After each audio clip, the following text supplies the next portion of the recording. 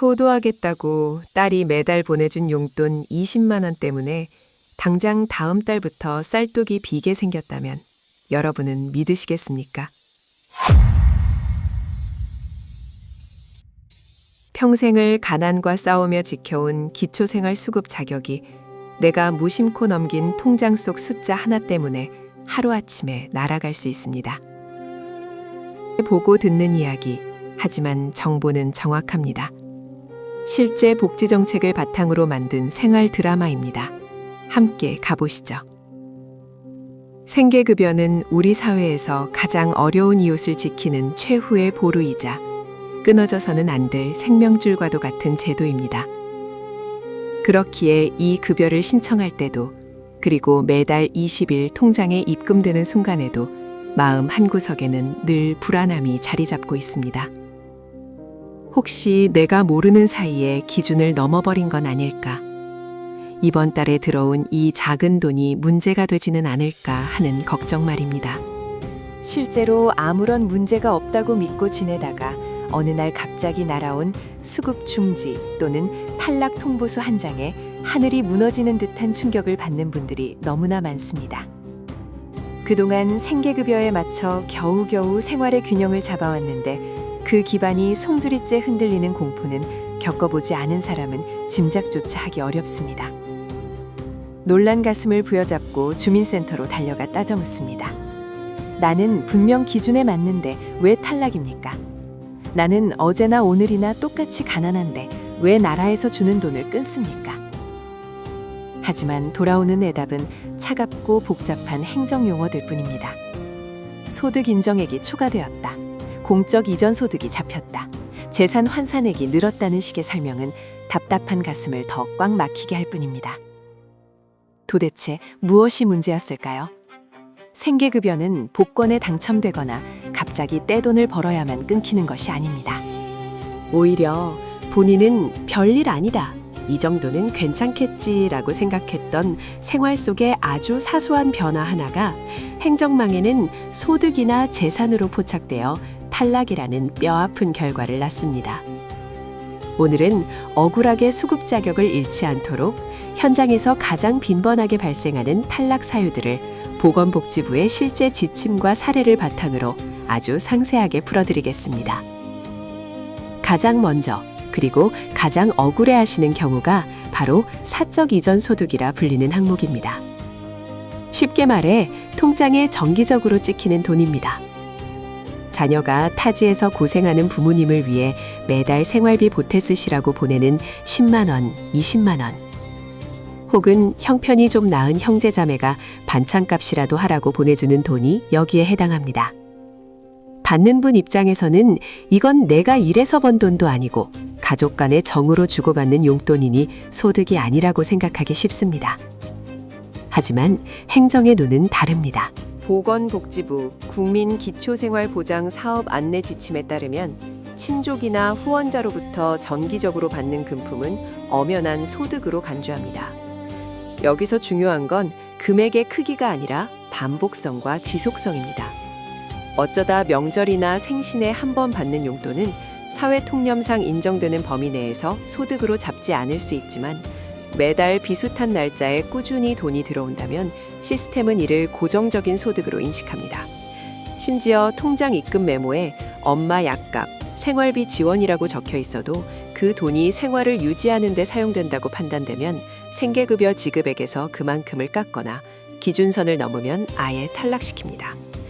자식이 준 용돈 좀 받았다고 나라에서 주는 돈을 끊느냐며 눈물을 흘리시는 어르신들이 정말 많습니다.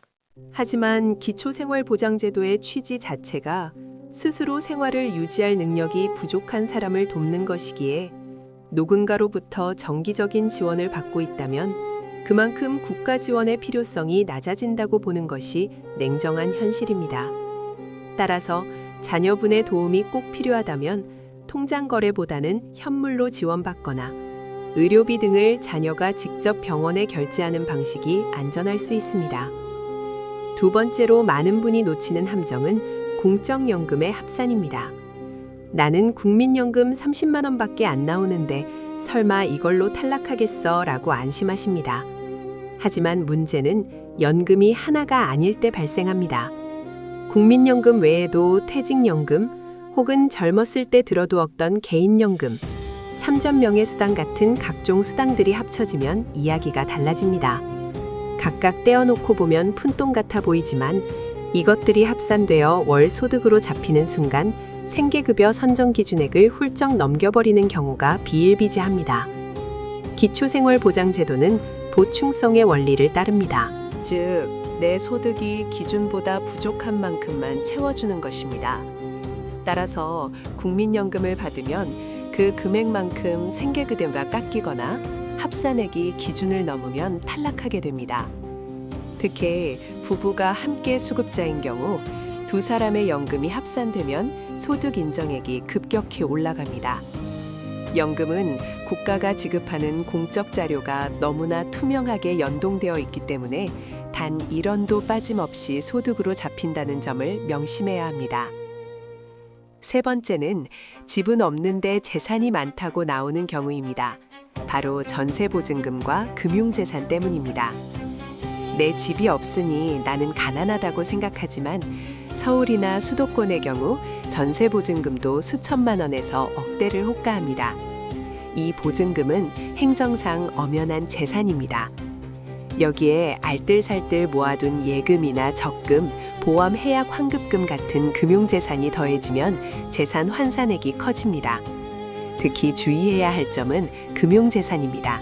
일반적인 주택이나 토지 같은 일반 재산보다 예금, 적금, 주식 같은 금융재산은 소득으로 환산되는 비율이 훨씬 높게 책정되거나 공제 혜택이 적습니다. 집도 절도 없는데 왜 탈락이냐고 하소연하시지만 전세금 5천만 원이 현금 5천만 원과 같은 가치로 평가받으면서 수급 탈락의 원인이 되기도 합니다. 생활이 어려워 보험을 깼는데 그 해약 환급금이 목돈으로 잡혀 수급비가 깎이는 안타까운 사례도 종종 발생합니다. 네 번째는 정말 많은 분이 피눈물을 흘리시는 자동차 문제입니다. 생계급여 수급자에게 자동차는 원칙적으로 보유가 제한되는 사치품으로 간주되는 경향이 강합니다. 물론 생업용 트럭이나 장애인용 차량 등 예외가 있지만 일반적인 승용차는 배기량이 1600cc를 넘거나 차량 가액이 일정 수준 이상이면 그 차량 가격의 100%를 월 소득으로 잡아버립니다. 이게 무슨 말이냐 하면 중고차 시장에서 300만 원 주고 산 차라도 보험개발원 산정 차량 가액이 500만 원으로 잡혀 있다면 여러분은 매달 500만 원을 버는 사람으로 간주된다는 뜻입니다. 월소득 500만 원인 사람이 생계급여를 받을 수는 없겠지요. 다 낡은 차 한 대 굴리는데 이게 무슨 날벼락이냐고 하시지만 현행 지침상 자동차는 가장 위험한 탈락 폭탄 중 하나입니다. 수급 신청 전이나 수급 중에 차를 구매하실 계획이라면 반드시 주민센터 복지 담당자와 먼저 상의하셔야 합니다.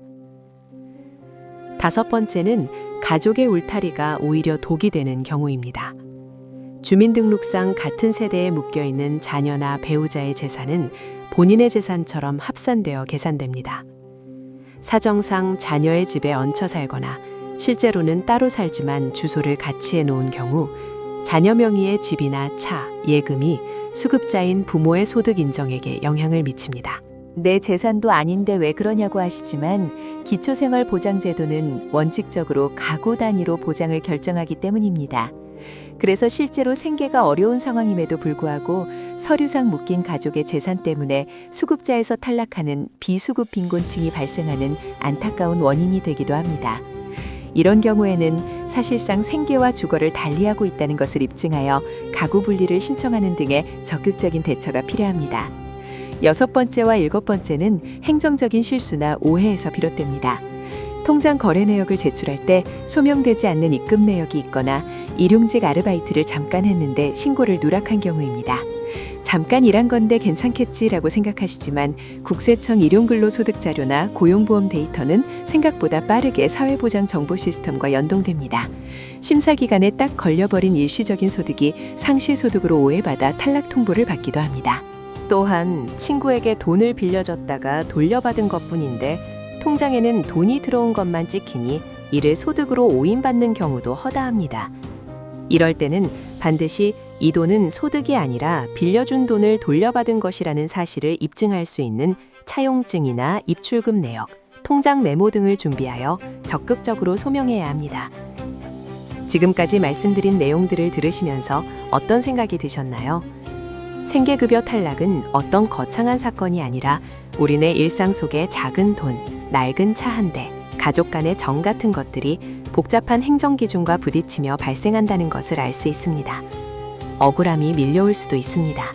하지만 제도의 구조를 이해하면 막연한 두려움은 줄어듭니다. 탈락 통보를 받았을 때 무작정 화를 내기보다는 정확히 어떤 항목에서 소득 인정액이 초과되었습니까? 라고 담당자에게 묻고 소명할 수 있는 부분이 있는지 찾아보는 냉철함이 필요합니다. 생계급여는 단순히 운이 좋아 받는 돈이 아닙니다.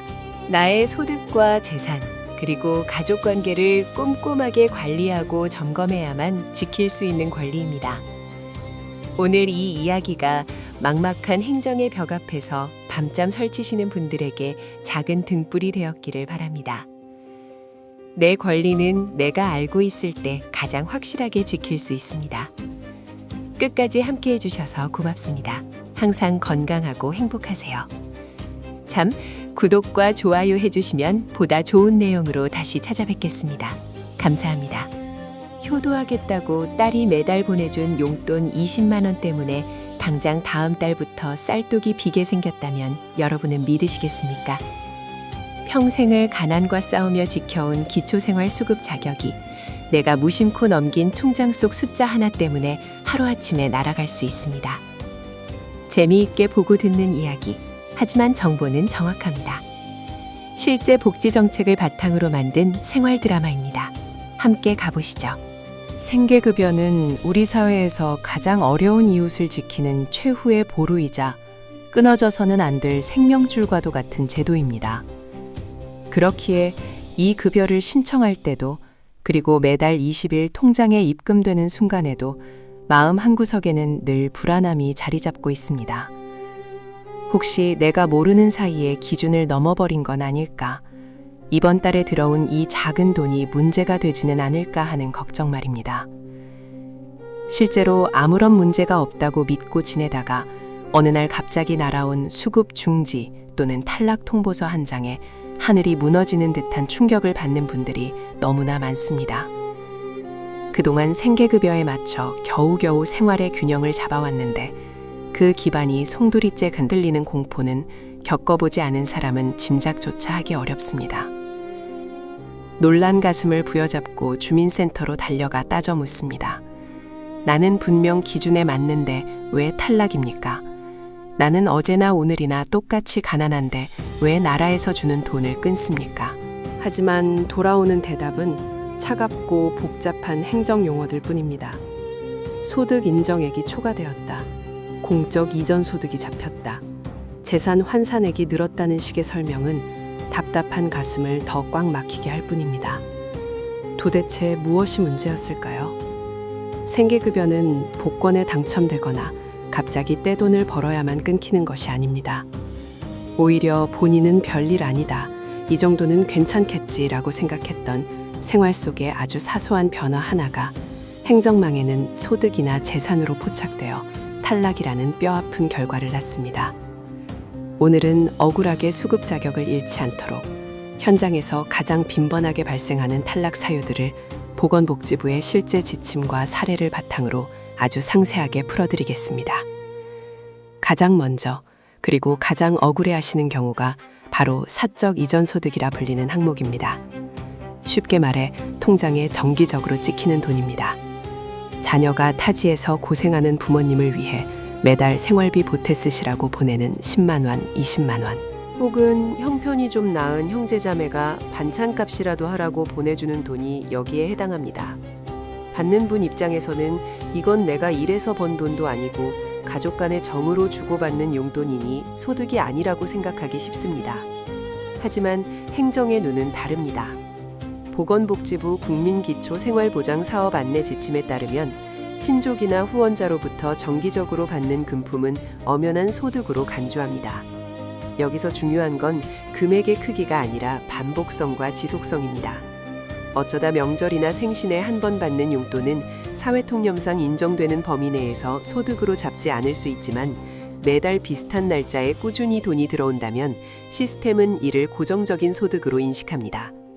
심지어 통장 입금 메모에 엄마 약값, 생활비 지원이라고 적혀 있어도 그 돈이 생활을 유지하는 데 사용된다고 판단되면 생계급여 지급액에서 그만큼을 깎거나 기준선을 넘으면 아예 탈락시킵니다. 자식이 준 용돈 좀 받았다고 나라에서 주는 돈을 끊느냐며 눈물을 흘리시는 어르신들이 정말 많습니다.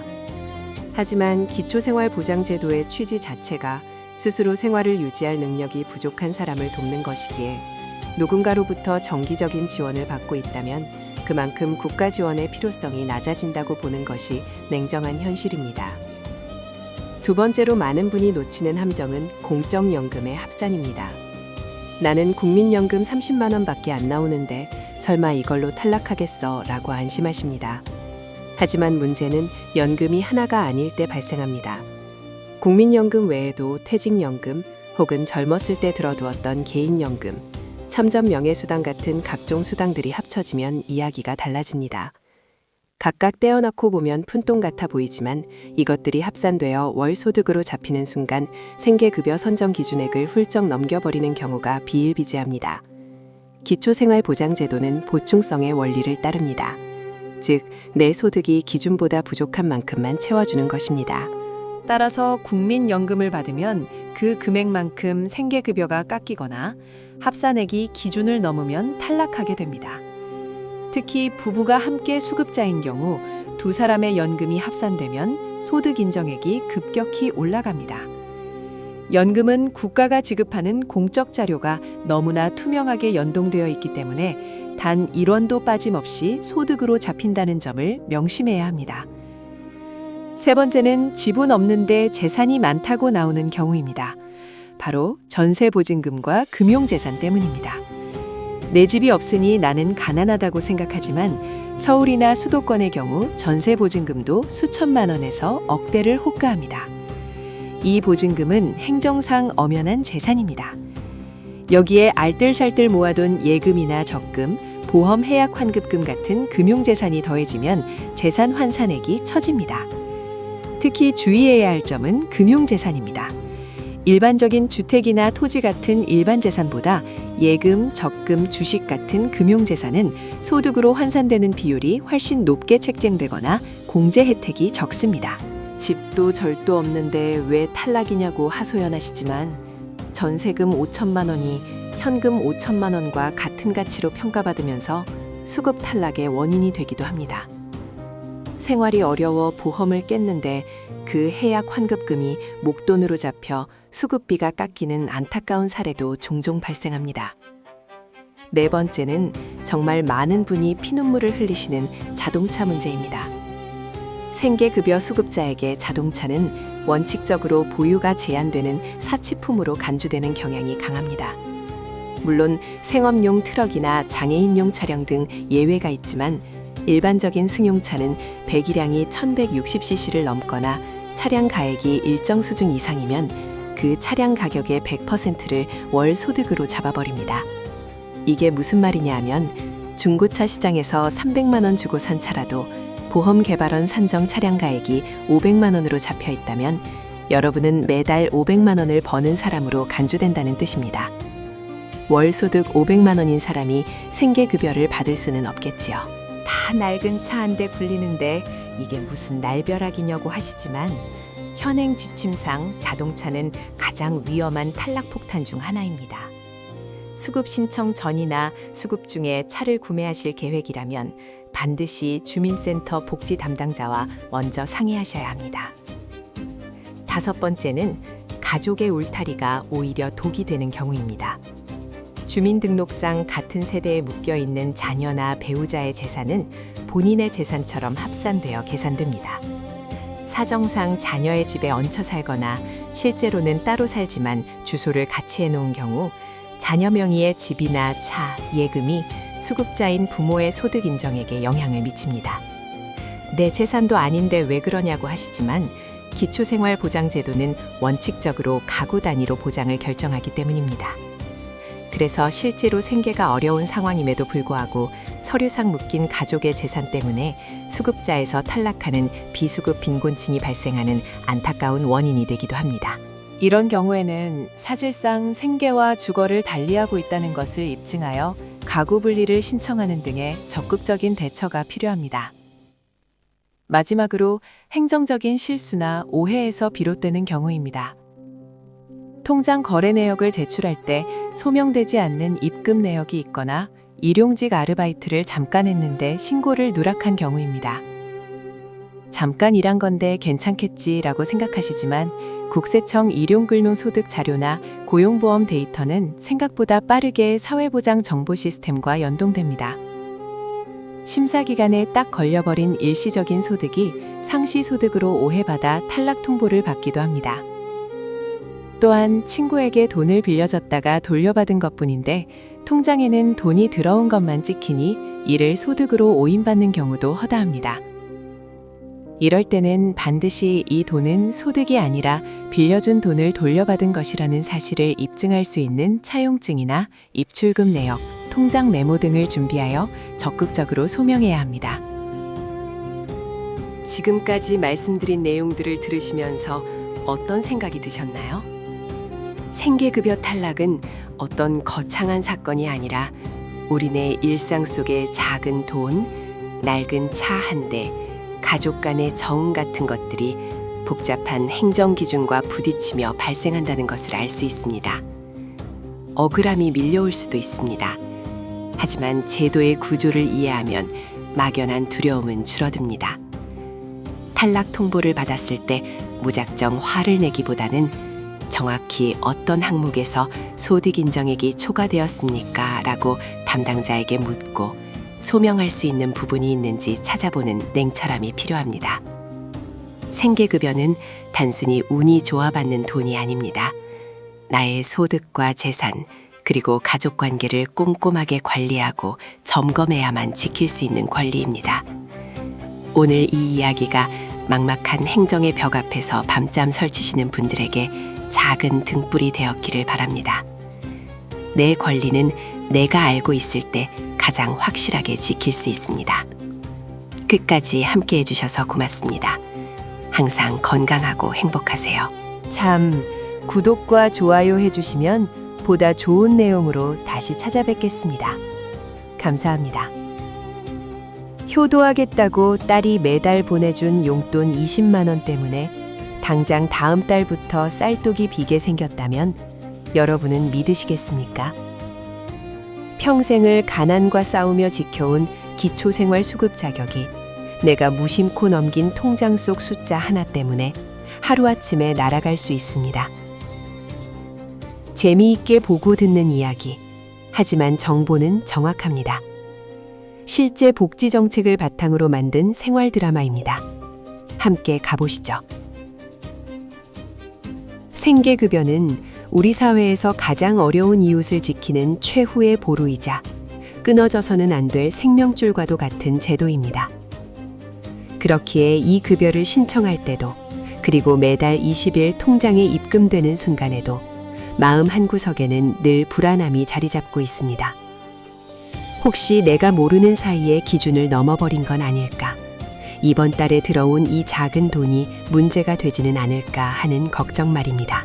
실제로 아무런 문제가 없다고 믿고 지내다가 어느 날 갑자기 날아온 수급 중지 또는 탈락 통보서 한 장에 하늘이 무너지는 듯한 충격을 받는 분들이 너무나 많습니다. 그동안 생계급여에 맞춰 겨우겨우 생활의 균형을 잡아왔는데 그 기반이 송두리째 흔들리는 공포는 겪어보지 않은 사람은 짐작조차 하기 어렵습니다. 놀란 가슴을 부여잡고 주민센터로 달려가 따져 묻습니다. 나는 분명 기준에 맞는데 왜 탈락입니까? 나는 어제나 오늘이나 똑같이 가난한데 왜 나라에서 주는 돈을 끊습니까? 하지만 돌아오는 대답은 차갑고 복잡한 행정 용어들 뿐입니다. 소득 인정액이 초과되었다. 공적 이전 소득이 잡혔다. 재산 환산액이 늘었다는 식의 설명은 답답한 가슴을 더 꽉 막히게 할 뿐입니다.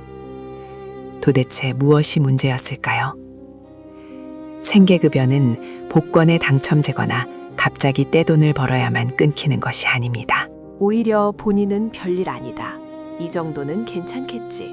라고 생각했던 생활 속의 아주 사소한 변화 하나가 행정망에는 소득이나 재산으로 포착되어 탈락이라는 뼈아픈 결과를 낳습니다.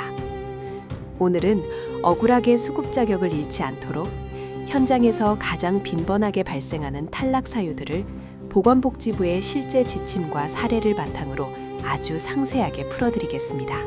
가장 먼저 그리고 가장 억울해하시는 경우가 바로 사적 이전 소득이라 불리는 항목입니다. 쉽게 말해 통장에 정기적으로 찍히는 돈입니다. 자녀가 타지에서 고생하는 부모님을 위해 매달 생활비 보태 쓰시라고 보내는 10만 원, 20만 원. 혹은 형편이 좀 나은 형제자매가 반찬값이라도 하라고 보내주는 돈이 여기에 해당합니다. 받는 분 입장에서는 이건 내가 일해서 번 돈도 아니고 가족 간의 정으로 주고받는 용돈이니 소득이 아니라고 생각하기 쉽습니다. 하지만 행정의 눈은 다릅니다.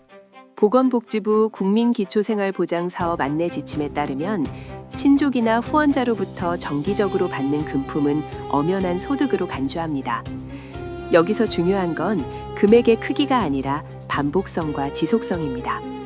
어쩌다 명절이나 생신에 한 번 받는 용돈은 사회 통념상 인정되는 범위 내에서 소득으로 잡지 않을 수 있지만 매달 비슷한 날짜에 꾸준히 돈이 들어온다면 시스템은 이를 고정적인 소득으로 인식합니다. 심지어 통장 입금 메모에 엄마 약값, 생활비 지원이라고 적혀 있어도 그 돈이 생활을 유지하는 데 사용된다고 판단되면 생계급여 지급액에서 그만큼을 깎거나 기준선을 넘으면 아예 탈락시킵니다. 자식이 준 용돈 좀 받았다고 나라에서 주는 돈을 끊느냐며 눈물을 흘리시는 어르신들이 정말 많습니다. 하지만 기초생활보장제도의 취지 자체가 스스로 생활을 유지할 능력이 부족한 사람을 돕는 것이기에 누군가로부터 정기적인 지원을 받고 있다면 그만큼 국가 지원의 필요성이 낮아진다고 보는 것이 냉정한 현실입니다. 따라서 자녀분의 도움이 꼭 필요하다면 통장 거래보다는 쌀이나 생필품 같은 현물로 지원받거나 병원비 등을 자녀가 직접 결제하는 방식이 수급 자격을 지키는 데 안전할 수 있습니다. 두 번째로 많은 분이 놓치는 함정은 공적연금의 합산입니다. 나는 국민연금 30만 원밖에 안 나오는데 설마 이걸로 탈락하겠어 라고 안심하십니다. 하지만 문제는 연금이 하나가 아닐 때 발생합니다.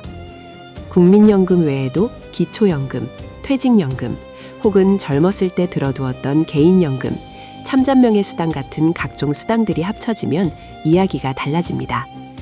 각각 떼어놓고 보면 푼돈 같아 보이지만 이것들이 합산되어 월 소득으로 잡히는 순간 생계급여 선정 기준액을 훌쩍 넘겨버리는 경우가 비일비재합니다. 기초생활보장제도는 보충성의 원리를 따릅니다. 즉, 정부가 정한 기준선에서 내 소득이 부족한 만큼만 채워주는 것입니다. 따라서 국민연금을 받으면 그 금액만큼 생계급여가 깎이거나 합산액이 기준을 넘으면 탈락하게 됩니다. 특히 부부가 함께 수급자인 경우 두 사람의 연금이 합산되면 소득 인정액이 급격히 올라갑니다. 연금은 국가가 지급하는 공적 자료가 너무나 투명하게 연동되어 있기 때문에 단 1원도 빠짐없이 소득으로 잡힌다는 점을 명심해야 합니다. 세 번째는 집은 없는데 재산이 많다고 나오는 경우입니다.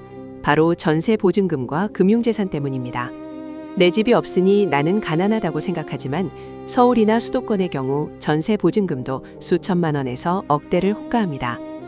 이 보증금은 행정상 엄연한 재산입니다. 여기에 알뜰살뜰 모아둔 예금이나 적금, 보험 해약 환급금 같은 금융재산이 더해지면 재산 환산액이 커집니다. 특히 주의해야 할 점은 금융재산입니다. 일반적인 주택이나 토지 같은 일반 재산보다 예금, 적금, 주식 같은 금융재산은 소득으로 환산되는 비율이 훨씬 높게 책정됩니다. 보통 일반 재산은 월 4.17%로 환산되지만 금융재산은 월 6.26%라는 높은 비율로 소득에 반영됩니다. 집도 절도 없는데 왜 탈락이냐고 하소연하시지만 전세금 5천만 원이 현금 5천만 원과 같은 가치로 평가받으면서 수급 탈락의 원인이 되기도 합니다. 생활이 어려워 보험을 깼는데 그 해약 환급금이 목돈으로 잡혀 수급비가 깎이는 안타까운 사례도 종종 발생합니다. 네 번째는 정말 많은 분이 피눈물을 흘리시는 자동차 문제입니다. 생계급여 수급자에게 자동차는 원칙적으로 보유가 제한되는 사치품으로 간주되는 경향이 강합니다. 물론 생업용 트럭이나 장애인용 차량 등 예외가 있지만 일반적인 승용차는 배기량이 1600cc를 넘거나 차량 가액이 일정 수준 이상이면 그 차량 가격의 100%를 월 소득으로 잡아버립니다. 이게 무슨 말이냐 하면 중고차 시장에서 300만 원 주고 산 차라도 보험개발원 산정 차량 가액이 500만 원으로 잡혀 있다면 여러분은 매달 500만 원을 버는 사람으로 간주된다는 뜻입니다. 월 소득 500만 원인 사람이 생계급여를 받을 수는 없겠지요. 다 낡은 차 한 대 굴리는데 이게 무슨 날벼락이냐고 하시지만 현행 지침상 자동차는 가장 위험한 탈락폭탄 중 하나입니다. 수급 신청 전이나 수급 중에 차를 구매하실 계획이라면 반드시 주민센터 복지 담당자와 먼저 상의하셔야 합니다. 다섯 번째는 가족이 울타리가 오히려 독이 되는 경우입니다. 주민등록상 같은 세대에 묶여있는 자녀나 배우자의 재산은 본인의 재산처럼 합산되어 계산됩니다. 사정상 자녀의 집에 얹혀 살거나 실제로는 따로 살지만 주소를 같이 해놓은 경우 자녀 명의의 집이나 차, 예금이 수급자인 부모의 소득 인정액에 영향을 미칩니다. 내 재산도 아닌데 왜 그러냐고 하시지만 기초생활보장제도는 원칙적으로 가구 단위로 보장을 결정하기 때문입니다. 그래서 실제로 생계가 어려운 상황임에도 불구하고 서류상 묶인 가족의 재산 때문에 수급자에서 탈락하는 비수급 빈곤층이 발생하는 안타까운 원인이 되기도 합니다. 이런 경우에는 사실상 생계와 주거를 달리하고 있다는 것을 입증하여 가구 분리를 신청하는 등의 적극적인 대처가 필요합니다. 마지막으로 행정적인 실수나 오해에서 비롯되는 경우입니다. 통장 거래 내역을 제출할 때 소명되지 않는 입금 내역이 있거나 일용직 아르바이트를 잠깐 했는데 신고를 누락한 경우입니다. 잠깐 일한 건데 괜찮겠지라고 생각하시지만 국세청 일용근로소득 자료나 고용보험 데이터는 생각보다 빠르게 사회보장 정보 시스템과 연동됩니다. 심사 기간에 딱 걸려버린 일시적인 소득이 상시소득으로 오해받아 탈락 통보를 받기도 합니다. 또한 친구에게 돈을 빌려줬다가 돌려받은 것뿐인데 통장에는 돈이 들어온 것만 찍히니 이를 소득으로 오인받는 경우도 허다합니다. 이럴 때는 반드시 이 돈은 소득이 아니라 빌려준 돈을 돌려받은 것이라는 사실을 입증할 수 있는 차용증이나 입출금 내역, 통장 메모 등을 준비하여 적극적으로 소명해야 합니다. 지금까지 말씀드린 내용들을 들으시면서 어떤 생각이 드셨나요? 생계급여 탈락은 어떤 거창한 사건이 아니라 우리네 일상 속의 작은 돈, 낡은 차 한 대, 가족 간의 정 같은 것들이 복잡한 행정기준과 부딪히며 발생한다는 것을 알 수 있습니다. 억울함이 밀려올 수도 있습니다. 하지만 제도의 구조를 이해하면 막연한 두려움은 줄어듭니다. 탈락 통보를 받았을 때 무작정 화를 내기보다는 정확히 어떤 항목에서 소득 인정액이 초과되었습니까? 라고 담당자에게 묻고 소명할 수 있는 부분이 있는지 찾아보는 냉철함이 필요합니다. 생계급여는 단순히 운이 좋아 받는 돈이 아닙니다. 나의 소득과 재산, 그리고 가족관계를 꼼꼼하게 관리하고 점검해야만 지킬 수 있는 권리입니다. 오늘 이 이야기가 막막한 행정의 벽 앞에서 밤잠 설치시는 분들에게 작은 등불이 되었기를 바랍니다. 내 권리는 내가 알고 있을 때 가장 확실하게 지킬 수 있습니다. 끝까지 함께 해주셔서 고맙습니다. 항상 건강하고 행복하세요. 참, 구독과 좋아요 해주시면 보다 좋은 내용으로 다시 찾아뵙겠습니다. 감사합니다. 효도하겠다고 딸이 매달 보내준 용돈 20만 원 때문에 당장 다음 달부터 쌀독이 비게 생겼다면 여러분은 믿으시겠습니까? 평생을 가난과 싸우며 지켜온 기초생활수급 자격이 내가 무심코 넘긴 통장 속 숫자 하나 때문에 하루아침에 날아갈 수 있습니다. 재미있게 보고 듣는 이야기, 하지만 정보는 정확합니다. 실제 복지 정책을 바탕으로 만든 생활 드라마입니다. 함께 가보시죠. 생계급여는 우리 사회에서 가장 어려운 이웃을 지키는 최후의 보루이자 끊어져서는 안 될 생명줄과도 같은 제도입니다. 그렇기에 이 급여를 신청할 때도 그리고 매달 20일 통장에 입금되는 순간에도 마음 한구석에는 늘 불안함이 자리 잡고 있습니다. 혹시 내가 모르는 사이에 기준을 넘어버린 건 아닐까? 이번 달에 들어온 이 작은 돈이 문제가 되지는 않을까 하는 걱정 말입니다. 실제로 아무런 문제가 없다고 믿고 지내다가 어느 날 갑자기 날아온 수급 중지 또는 탈락 통보서 한 장에 하늘이 무너지는 듯한 충격을 받는 분들이 너무나 많습니다. 그동안 생계급여에 맞춰 겨우겨우 생활의 균형을 잡아왔는데 그 기반이 송두리째 흔들리는 공포는 겪어보지 않은 사람은 짐작조차 하기 어렵습니다. 놀란 가슴을 부여잡고 주민센터로 달려가 따져 묻습니다. 나는 분명 기준에 맞는데 왜 탈락입니까? 나는 어제나 오늘이나 똑같이 가난한데 왜 나라에서 주는 돈을 끊습니까? 하지만 돌아오는 대답은 차갑고 복잡한 행정용어들 뿐입니다. 소득 인정액이 초과되었다. 공적 이전 소득이 잡혔다. 재산 환산액이 늘었다는 식의 설명은 답답한 가슴을 더 꽉 막히게 할 뿐입니다. 도대체 무엇이 문제였을까요? 생계급여는 복권에 당첨되거나 갑자기 떼돈을 벌어야만 끊기는 것이 아닙니다. 오히려 본인은 별일 아니다. 이 정도는 괜찮겠지라고 생각했던 생활 속의 아주 사소한 변화 하나가 행정망에는 소득이나 재산으로 포착되어 탈락이라는 뼈아픈 결과를 낳습니다. 오늘은 억울하게 수급 자격을 잃지 않도록 현장에서 가장 빈번하게 발생하는 탈락 사유들을 보건복지부의 실제 지침과 사례를 바탕으로 아주 상세하게 풀어드리겠습니다. 가장 먼저 그리고 가장 억울해하시는 경우가 바로 사적 이전 소득이라 불리는 항목입니다.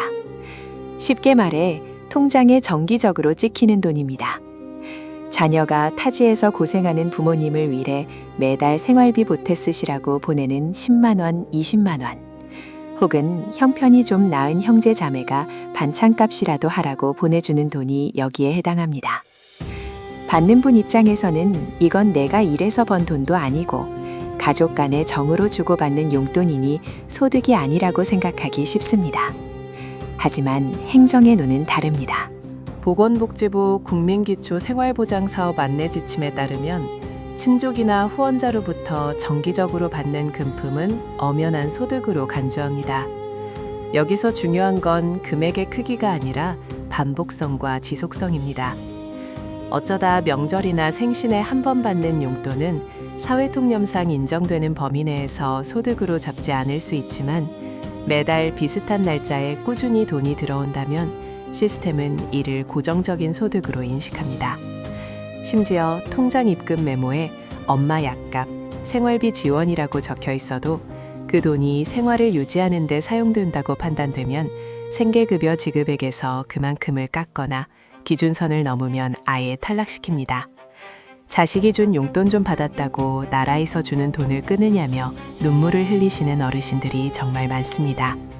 하지만 기초생활보장제도의 취지 자체가 스스로 생활을 유지할 능력이 부족한 사람을 돕는 것이기에 누군가로부터 정기적인 지원을 받고 있다면 그만큼 국가 지원의 필요성이 낮아진다고 보는 것이 냉정한 현실입니다.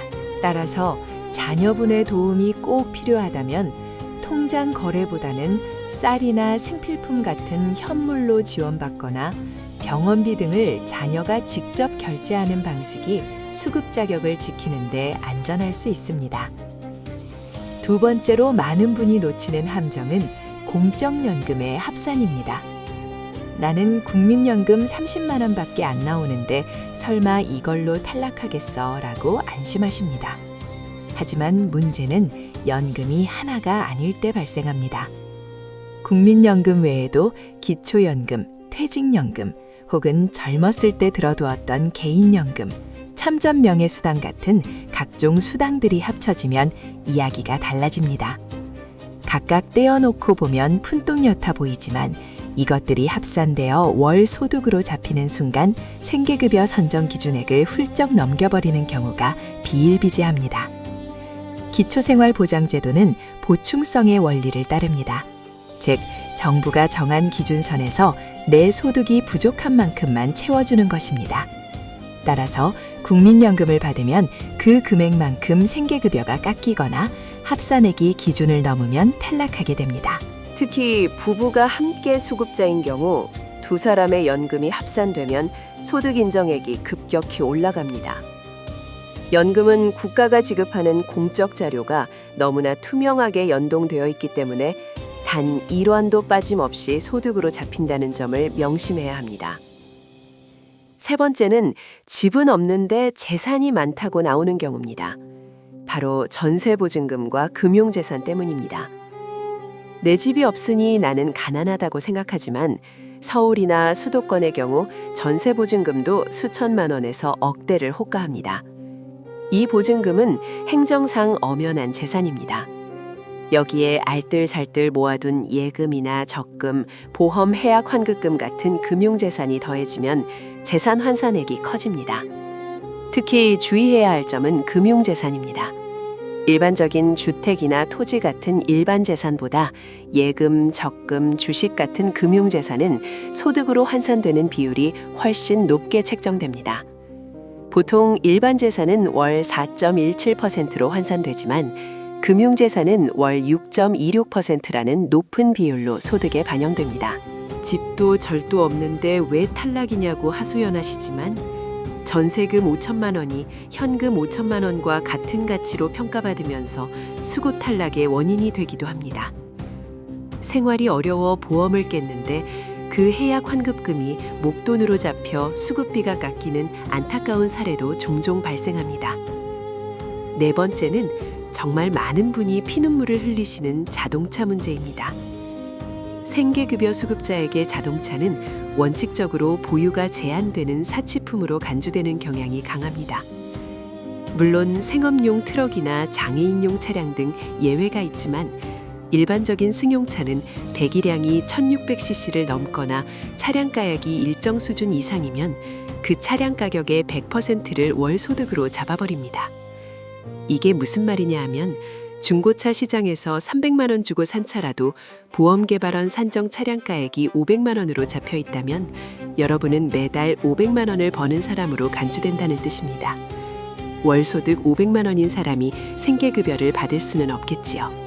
다 낡은 차 한 대 굴리는데 이게 무슨 날벼락이냐고 하시지만 현행 지침상 자동차는 가장 위험한 탈락 폭탄 중 하나입니다. 수급 신청 전이나 수급 중에 차를 구매하실 계획이라면 반드시 주민센터 복지 담당자와 먼저 상의하셔야 합니다. 다섯 번째는 가족의 울타리가 오히려 독이 되는 경우입니다. 주민등록상 같은 세대에 묶여 있는 자녀나 배우자의 재산은 본인의 재산처럼 합산되어 계산됩니다. 사정상 자녀의 집에 얹혀 살거나 실제로는 따로 살지만 주소를 같이 해놓은 경우 자녀 명의의 집이나 차, 예금이 수급자인 부모의 소득 인정액에 영향을 미칩니다. 내 재산도 아닌데 왜 그러냐고 하시지만 기초생활보장제도는 원칙적으로 가구 단위로 보장을 결정하기 때문입니다. 그래서 실제로 생계가 어려운 상황임에도 불구하고 서류상 묶인 가족의 재산 때문에 수급자에서 탈락하는 비수급 빈곤층이 발생하는 안타까운 원인이 되기도 합니다. 이런 경우에는 사실상 생계와 주거를 달리하고 있다는 것을 입증하여 가구 분리를 신청하는 등의 적극적인 대처가 필요합니다. 마지막으로 행정적인 실수나 오해에서 비롯되는 경우입니다. 통장 거래 내역을 제출할 때 소명되지 않는 입금 내역이 있거나 일용직 아르바이트를 잠깐 했는데 신고를 누락한 경우입니다. 잠깐 일한 건데 괜찮겠지라고 생각하시지만 국세청 일용근로소득 자료나 고용보험 데이터는 생각보다 빠르게 사회보장 정보 시스템과 연동됩니다. 심사 기간에 딱 걸려버린 일시적인 소득이 상시소득으로 오해받아 탈락 통보를 받기도 합니다. 또한 친구에게 돈을 빌려줬다가 돌려받은 것뿐인데 통장에는 돈이 들어온 것만 찍히니 이를 소득으로 오인받는 경우도 허다합니다.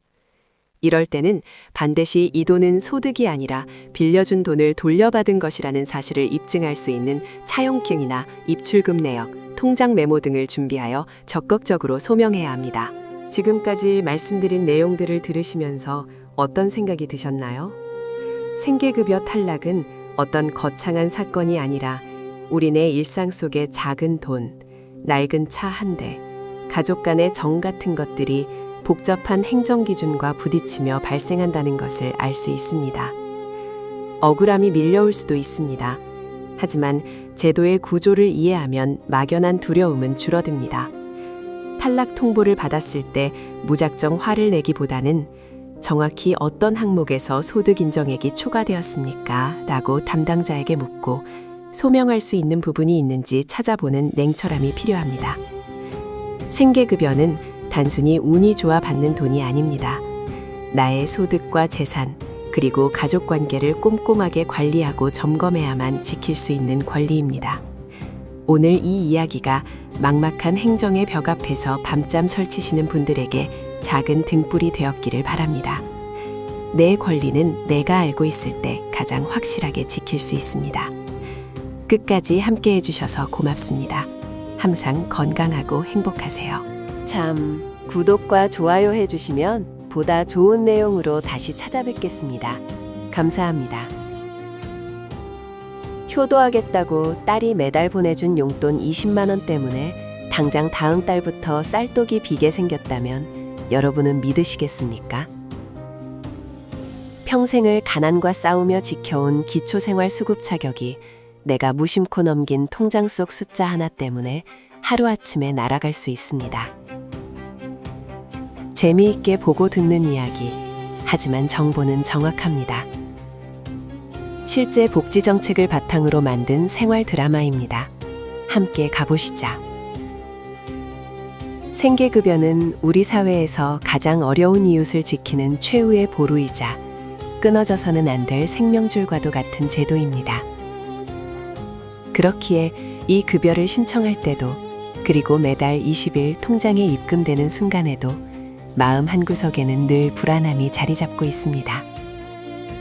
혹시 내가 모르는 사이에 기준을 넘어버린 건 아닐까? 이번 달에 들어온 이 작은 돈이 문제가 되지는 않을까 하는 걱정 말입니다.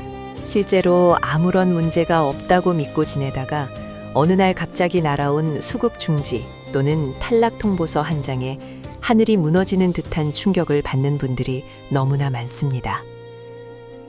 그동안 생계급여에 맞춰 겨우겨우 생활의 균형을 잡아왔는데 그 기반이 송두리째 흔들리는 공포는 겪어보지 않은 사람은 짐작조차 하기 어렵습니다. 놀란 가슴을 부여잡고 주민센터로 다녀가 따져 묻습니다. 나는 분명 기준에 맞는데 왜 탈락입니까? 나는 어제나 오늘이나 똑같이 가난한데 왜 나라에서 주는 돈을 끊습니까? 하지만 돌아오는 대답은 차갑고 복잡한 행정 용어들 뿐입니다. 소득 인정액이 초과되었다. 공적 이전 소득이 잡혔다. 재산 환산액이 늘었다는 식의 설명은 답답한 가슴을 더 꽉 막히게 할 뿐입니다. 도대체 무엇이 문제였을까요? 생계급여는 복권에 당첨되거나 갑자기 떼돈을 벌어야만 끊기는 것이 아닙니다.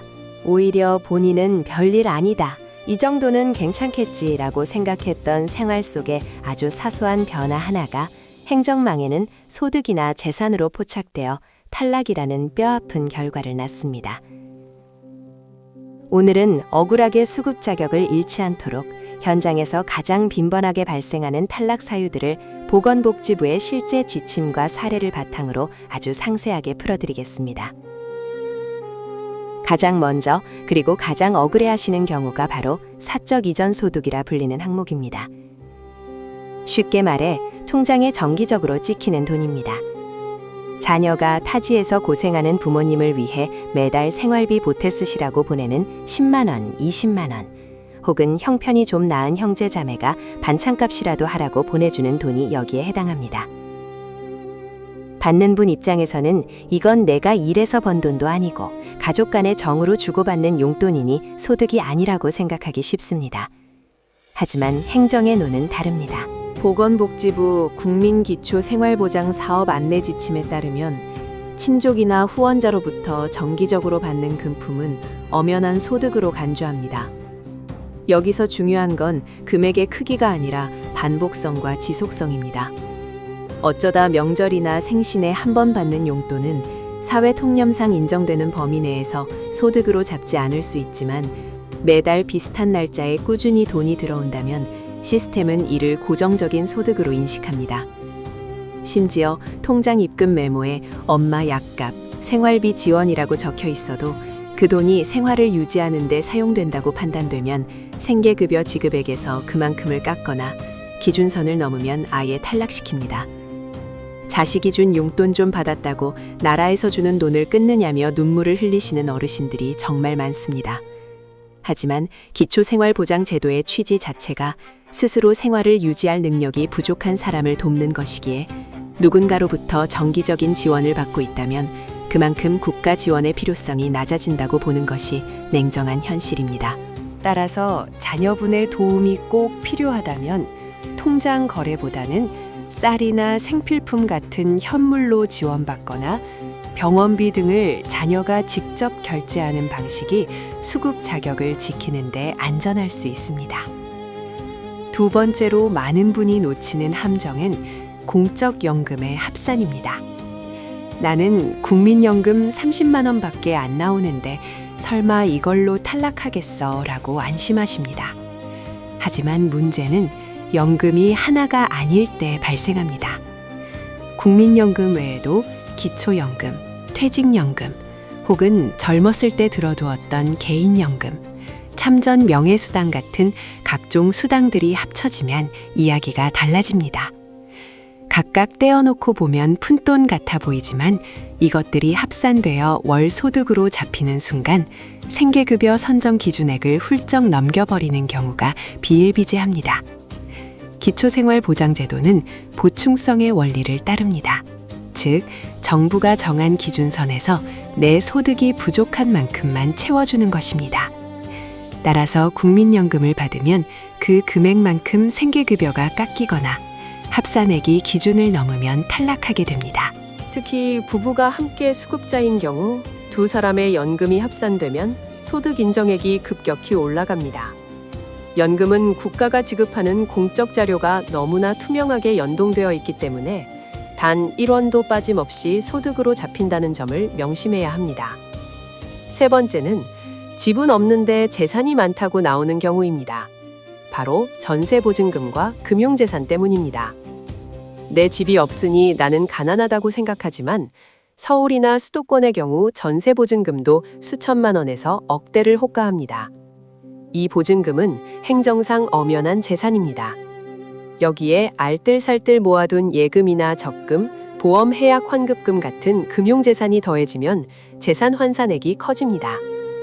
특히 주의해야 할 점은 금융재산입니다.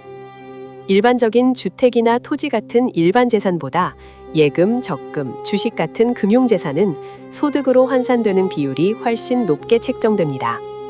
보통 일반 재산은 월 4.17%로 환산되지만 금융재산은 월 6.26%라는 높은 비율로 소득에 반영됩니다. 집도 절도 없는데 왜 탈락이냐고 하소연하시지만 전세금 5천만 원이 현금 5천만 원과 같은 가치로 평가받으면서 수급 탈락의 원인이 되기도 합니다. 생활이 어려워 보험을 깼는데 그 해약 환급금이 목돈으로 잡혀 수급비가 깎이는 안타까운 사례도 종종 발생합니다. 네 번째는 정말 많은 분이 피눈물을 흘리시는 자동차 문제입니다. 생계급여 수급자에게 자동차는 원칙적으로 보유가 제한되는 사치품으로 간주되는 경향이 강합니다.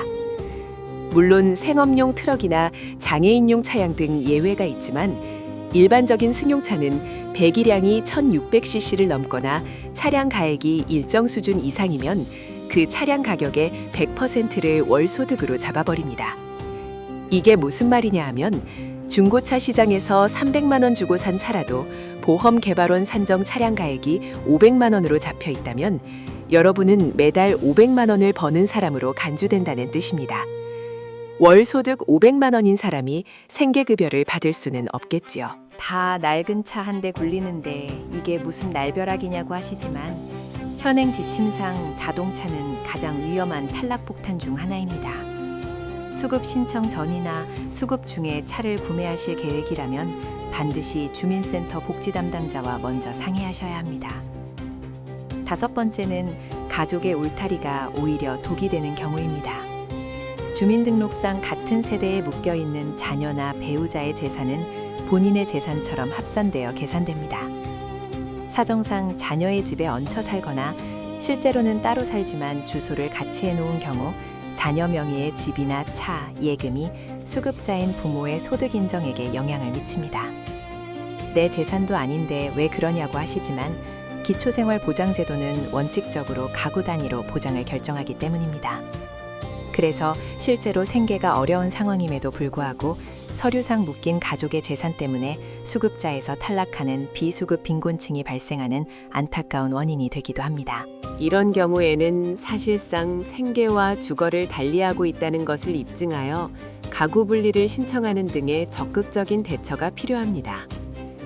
마지막으로 행정적인 실수나 오해에서 비롯되는 경우입니다.